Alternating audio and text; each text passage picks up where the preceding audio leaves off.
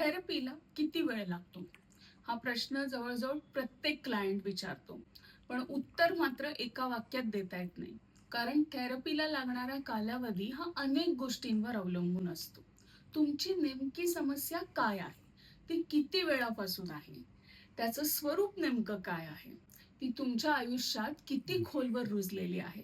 आणि थेरपीमध्ये तुम्ही किती मोकळ्या मनाने आणि खुलेपणाने सहभाग घेताय? अशा अनेक गोष्टी ठरवतील की थेरपीला किती वेळ लागतो. कदाचित काही समस्यांसाठी थोडीशी सेशन पुरे होतात.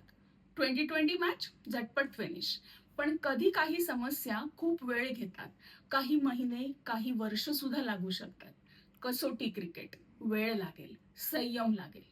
तर थेरपिस्टचं उद्दिष्ट हेच असतं की तुम्हाला लवकरात लवकर सक्षम करणं, म्हणजे थेरपीच्या बाहेर सुद्धा तुम्ही स्वतःचं आयुष्य स्वतःच सावरू शकाल. अशा अनेक गोष्टींचा उहापोह करण्यासाठी आपण भेटणार आहोत. So stay tune, like, comment, follow, share and keep watching. Thank you.